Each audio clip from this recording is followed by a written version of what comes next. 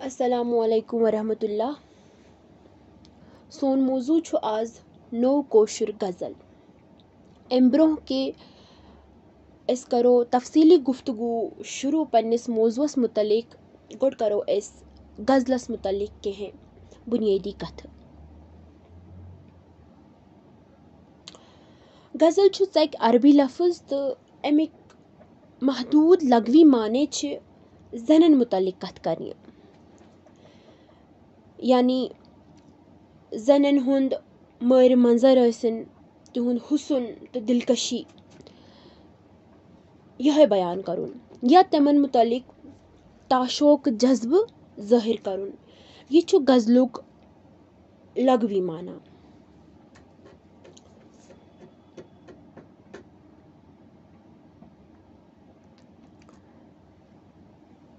गज़ल छु सु हयती सिनफ, यानी गज़ल छु सु हयती शार सिनफ युस पनुन जायुन कसीद मज लबान छु, यानी गज़लन छु पनुन जायुन कसीद मज़ी प्रोमुत तो अरबी कसीद मज, यानी अरबस मज यम कसीद वन यिवान गज़लिक मूल छ तती मिलान। तो फारसियस मज प्रव एम पनी मुनफरिद शनाख्त, तो यह फारसी ज़बान छे एम गज़ल सिनफि हुंद आगुर मानने यिवान। तो आज तम छु सारवी खोत बोड मरकज ते गज़ल बापत यह फारसी ज़बानी रोजमज। चूंकि पथकाल अरब शायर कंस शख्सस तारीफ करने बापत कसीद लेखान, यम जन वारिया जीट जीट कसीद लेखन, यमन मंज तारीफ करने, मगर यम शायर न सो तारीफ सद सुदु शुरू करान, बल्कि सो सद सो तारीफ शुरू करने ब्रोह यम शायर कसीद किस तशबीब हिस्सस मंज, यानी शुरुआतुक हिस्सो ओस आसन तमुक, तथ मंज तम शायर कांसे हकीकी या तो ख्याली महबूबस मुतलिक पनुन ताशोकुक जज्ब बयान करान, यानी कह शार तिथ वनान यम जन शायर पन्ने हकीकी या ख्याली महबूबस कुन वनान ओस, तथ ओस तशबीब हिस्स वन। तो फारसी शायरों कर यह कसीदुक तशबीब हिस्स अलग, तो अमी तशबीब हिस्सन कर वार वार तरक्की, तो आज की गज़ल सूरत करन इख्तियार, यानी सुई तशबीबी हिस्स यथ मज अरब शायर पन्निस ख्याली या हकीकी महबूबस मुतलिक पनुन ताशोकुक जज्ब पनुन इश्कुक जज्ब बयान करान। तो फारसी वालों कोर अथई हिस्सस मतलब यह हिस्स कोरुक अलग, तो अथी मज लग तुम पन्ने महबूबस मुतलिक पन्निस चाहे सु ख्याली ऐसिन या हकीकी महबूब ऐसिन तमिस मुतलिक लग तुम पनुन जज्ब बयान करान। तो तेमी हिस्सन कर वार वार तरक्की, वार वार आव तथ तमुक मतलब तमुक युस बनावट आय सु गई तीज पाबंद जि तम कर पाबंद गज़ल हंज शक्ल इख्तियार, यानी पाबंद शायरी हंज शक्ल कर तम इख्तियार। इस्तिलाही तौर पे अगर अस वुचो, इस्तिलाही तौर पे छे गज़ल शायरी हंज अख मखसूस सिनफ, तो एम सिनफि हिंद कह प्रजनावन मतलब प्रजनावन निशान ते बद कड़ने आमत। यह गज़ल सिनफ छे फारसी अरूज मुताबिक पाबंद, यानी अथ मज अरूज वर्तावने यिवान। तो अमिक सारी दुमिसरी शार छे कुनी बहरिक आसान, तो तमन तमाम मिसरन छु आसान कुनुई वजन ते, यानी अख मखसूस वजन छु आसान यम ते मतलब दुमिसरी शार छु आसान गज़लिक, तमन तमाम मिसरन मज छु कुनुई बहर वर्तावने यिवान तो कुनुई वजन ते वर्तावने यिवान।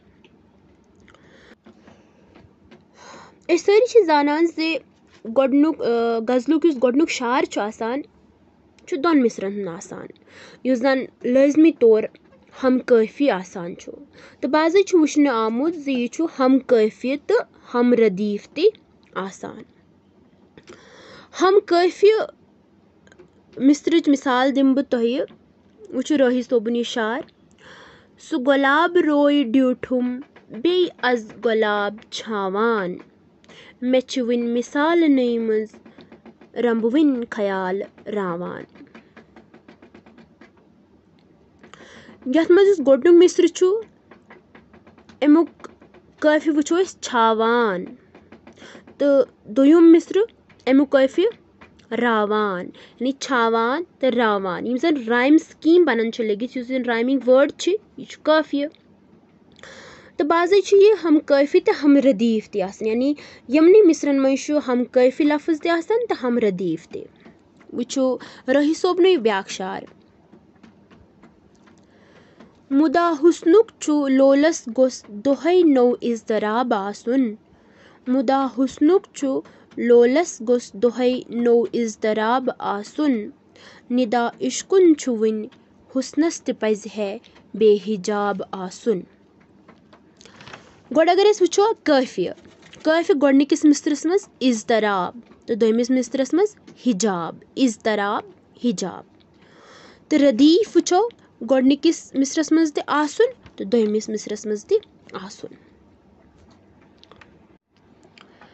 गजलिकिस अत गोडनिकिस शारसै छ मतला वनान। मतला छु अरबी लफ्ज तुलू मज द्रामुत तो लघवी माना छिस तुलू गसनच जाय। बाज़े छ गजलस मज मतला पत यिन वलिस शारस ते दोशवै मिसर हम काफी आसान तो यिथ सूरतस मज छ अत शारस यानी युस दोयुम शार छ युस मतला शार बाद यिवान छ अत छ वनन हुस्ने मतला या छस वनन अत ज़ेबे मतला हुस्ने मतला या तो ज़ेबे मतला के छस वनन चूंकि अत मज त बाज़े क्या आसान यम दोशवै शार यम दोशवै मिसर छ आसान यम छ आसान हम काफी इसीलिए अत वनान हुस्ने मतला या ज़ेबे मतला।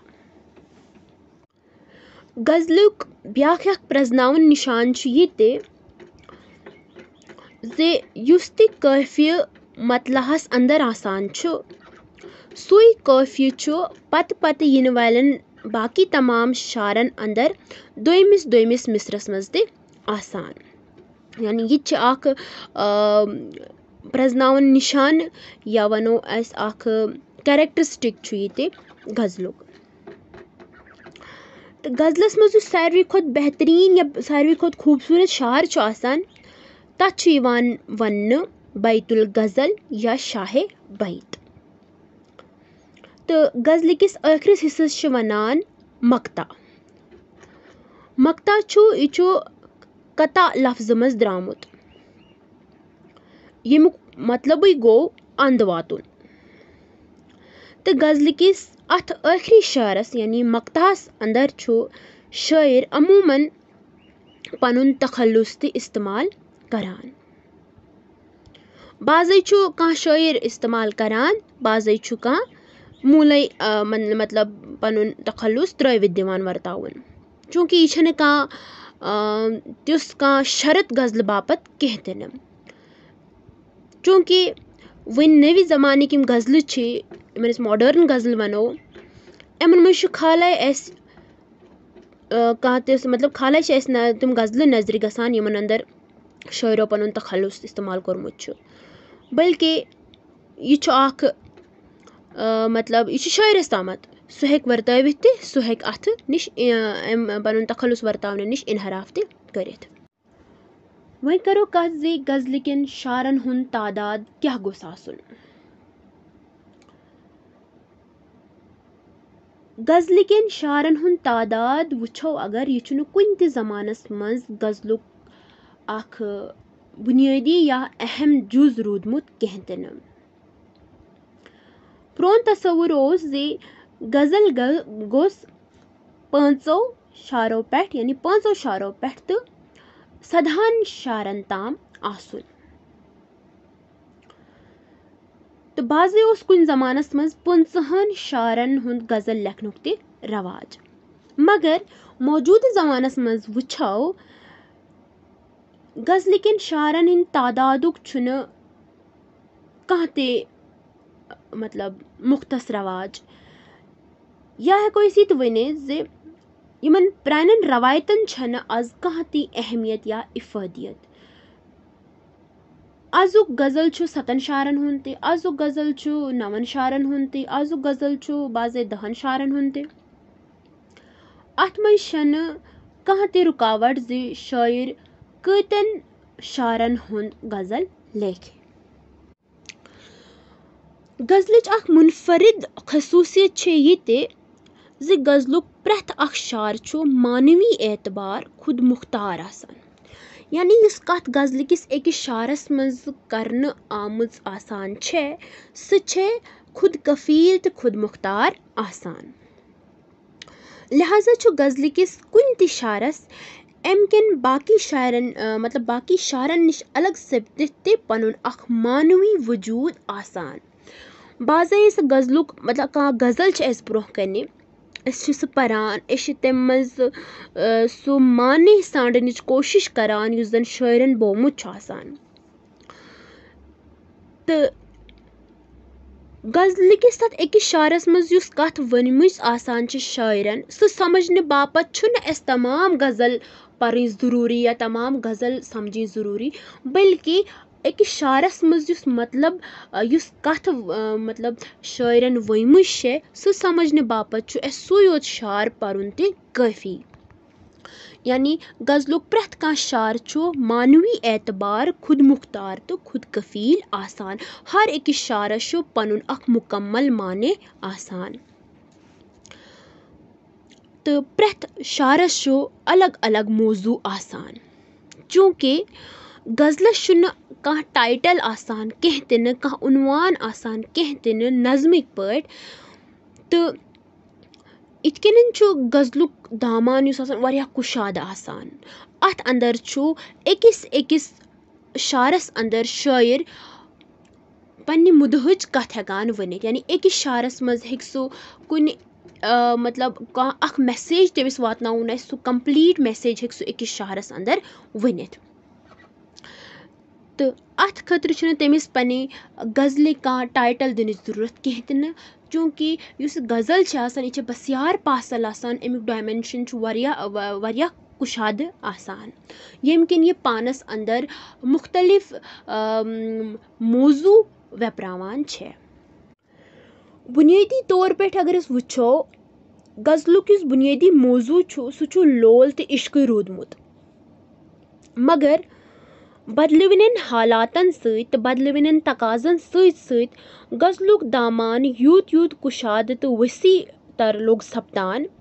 तो अथ मज ति गई नस्वानी लोल त्रवित, यानी महज युस मतलब जनिन मुतलिक युस लोल तो इश्क तुहुन मर मंजर तो हुसन ओस यिवान बावन, एम अलाव या ये लोल त्रवित अथ मज सपित बे मौजू ते शामिल।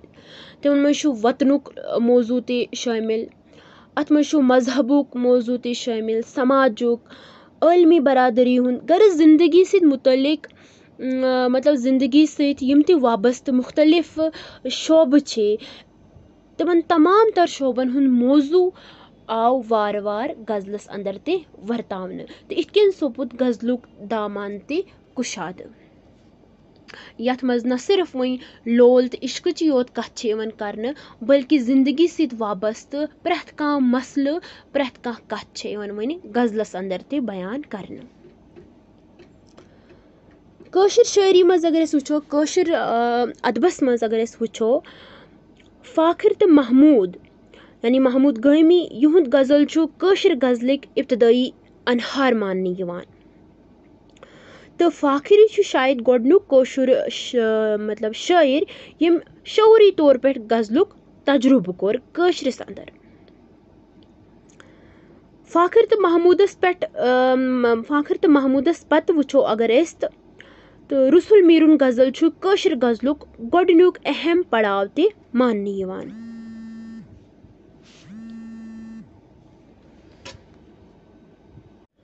रसुल मीरनिस गजलस मज ओस फारसी आहंग, मगर एम फारसी आहंग बावजूद छु रसुल मीरुन युस गजल छु सु छु गजलस कशिर मिजाजस नख अन्नच भरपूर कोशिश। रसुल मीर ओस आख एहसास कशिर शायर येम न पन्निस कंस ते पेशरुवस तकलीद कोर, बल्कि शुरुन पन्ने पान बापत आख नौ वत नौ मिजाज। सोस पजन पठ आख समाजी तो अदबी बागी यम पन्ने शायरी हुन मौजू ते बदलो, यम रवायत ते बदलो तो करन तिस शायरी जे तथ शायरी वोन तम पाने नार किताब, यानी तथ मज ओस जज्बन हुन तुथ गत ग्यूर तुथ इजहार ओस जे सोस पन्ने शायरी पाने नार किताब वनान तो पन्निस पानस ओस नादरे सुखन गो सुबहान अल्लाह वनान।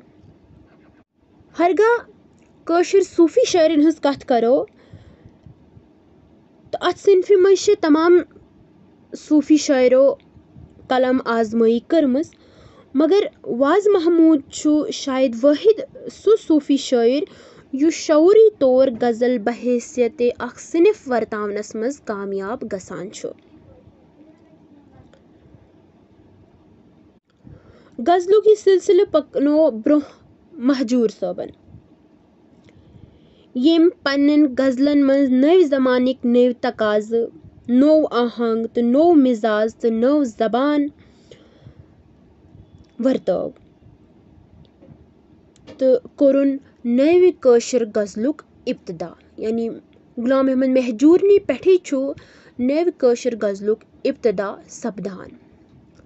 चूंकि युस 20वीं सदी यस तिस अख इनकलाबी सदी येम न सिर्फ साइंसस मज इनकलाब ओन, येम न सिर्फ समाजस मज इनकलाब ओन, बल्कि जिंदगी सत जुड़ित जिंदगी सत वाबस्त प्रथ कुन शोबस मज अख इनकलाब बर्पा कोर तो अथि इनकलाब किस असरस तल छु अदब ते महसूस करना आमुत तो अस हेको वनित ज अदबस मज ते आव इनकलाब तो येम तमाम तर रवायत अदब चेंज कर या बदलावन तो युस अदब आव यत आव नविन तकाजन तो नव जमान की इनकलाबात तमन जेर असर तो महजूर ने पेठी छु नव कशिर गजलुक इब्तदा गसान। महजूरस पत अथ कारवानस मज आजाद साहब, रसा जावदानी साहब, मिर्जा आरिफ साहब तो फाजिल कश्मीरी हु मुनफरिद शायर मुनफरिद हैसियतिक शायर शामिल सपदान। ब्रोह पकिच जदीद दौरस मज गजल किस अथ कारवानस मज नादिम, राही, कामिल, हामदी, ख्याल, नाजी मुनव्वर, मशल सुल्तानपुरी हिव पाई बड़ शायर ते अथ कारवानस मज शामिल सपदान। नव कशिर गजलुक युस उनवान छु अथ तहत यम शायर परन छ तमो मज खास तौर पे पढ़ुन महजूर साहब, आजाद साहब, नादिम साहब, राही साहब, कामिल साहब, हामदी कश्मीरी साहब तो बे गुलाम नबी ख्याल साहब। इंशाल्लाह इस करो कोशिश कि अख शायर परोन इस तफसील सान तिहिज गजलुक युस मिजाज ओस, गजलुक युस आहंग ओस युहुंद सु समझनच करो इस भरपूर कोशिश। आज किस यथ लेक्चरस मज युतुय खुदा हाफिज।